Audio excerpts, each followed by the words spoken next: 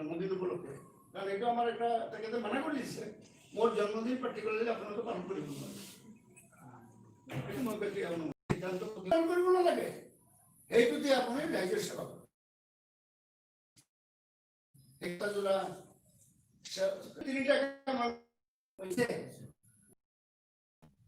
গছপুলি ৰোপণ হৈছে, ফল-মূল গছপুলি ৰোপণ হৈছে, ফল-মূল বিতৰণ হৈছে না?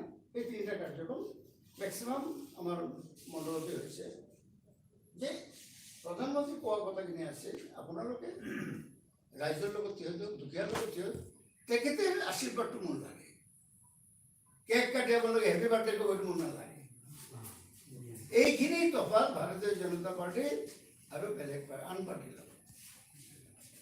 তো অহা 25 ছেপ্টেম্বৰ এটা কাৰ্যসূচী আছে না, আপুনি জানে যে অহা 25 ছেপ্টেম্বৰ হ'ল ভাৰতীয় জনতা পাৰ্টিৰ প্ৰতিষ্ঠাপক। ভারতীয় জনতা পার্টি নয় ঠিক অ্যাকচুয়ালি জনসংঘ, প্রথমে জনসংঘ, তার পিছনে আমি ভারতীয় জনতা পার্টি বলব। জনসংঘ প্রতিষ্ঠাপক সাধারণ সম্পাদক পণ্ডিত দীনদয়াল উপাধ্যায় এই যে অন্তোদয় যোজনা, অন্তোদয় যোজনায় যে গরিবের কারণে যেখানে প্রধানমন্ত্রী প্রথম ঘোষণা করেছে যে সমাজের একটা পিছফালে বই থাকা মানুষজন, সমাজের পিছফালে সৰ্বক্ষেত্ৰত মানুহজন একদম দুখীয়া, তাক কেনেকৈ আমি সৰ্বস্তৰে সহযোগিতা দি তেখেতক আগশাৰীত আনিব পাৰোঁ, তাৰ কাৰণে হ'ল অন্তোদয় যোজনা।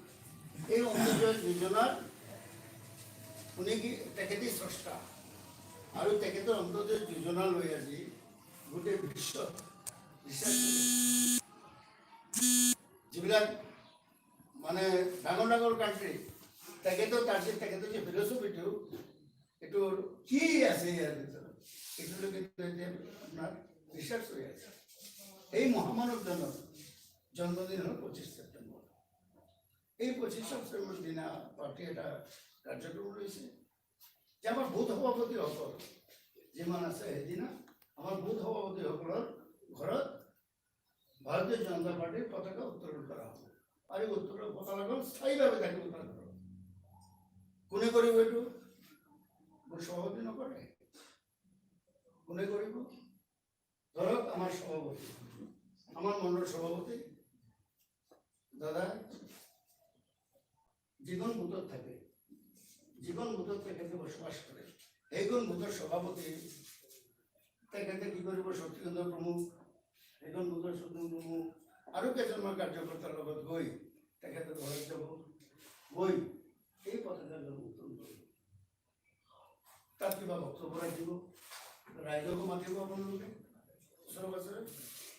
এটা কথা চিন্তা কৰি যাওক, মণ্ডল সভাপতি গৈ যদি তেখেতৰ থকা বুটখিনি সভাপতি ঘৰত যেতিয়া পতাকাটো উত্তোলন কৰিব, তেতিয়া বুথ সভাপতি সন্মান কিমান বাঢ়িব চিন্তা কৰি চাওক।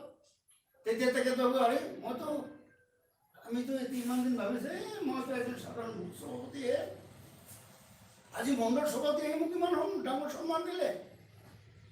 আমাৰ যে ন্যাশনাল প্ৰেচিডেন্ট আছে জেপি নাড্ডা, তেখেত যিখন বুথত ভোটদান কৰে সেইদিনা সেইখন বুথত তেখেত থাকিব। প্ৰধানমন্ত্ৰী ভোট দিয়া বুথত থাকিব, সকলোৱে থাকিব, মুখ্যমন্ত্ৰী থাকিব, আমাৰ হেমন্ত থাকিব, আমাৰ ৰাজ্যিক সভাপতি থাকিব, মই থাকিম। মই মোৰ বুথ যিখিনি আছে এইখন বুথত পতাকা উত্তোলন হোৱাৰ পিছত আমি বেলেগ ঠাই যাম।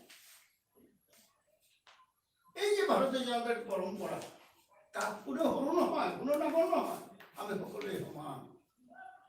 আজি ব্যক্তি বিশেষ দায়িত্ব দিয়া হয়েছে।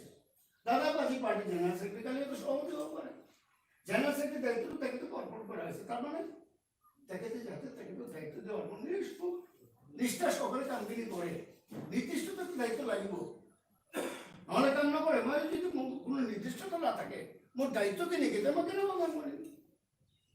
এই যে মোক দায়িত্ব, সেইকাৰণে মই আজি আপোনালোকৰ ইয়াত আহিছোঁ। যেই কারণে আমার ভারতীয় জনতা পার্টির সংবিধানের সাংগঠনিক দৃষ্টিতে 78 গুরুত্বপূর্ণ ব্যক্তিজন হল আমার বুথ সভাপতি। যেটা মোক কোনোবা প্রশ্ন করে আপনার নেতা কোন,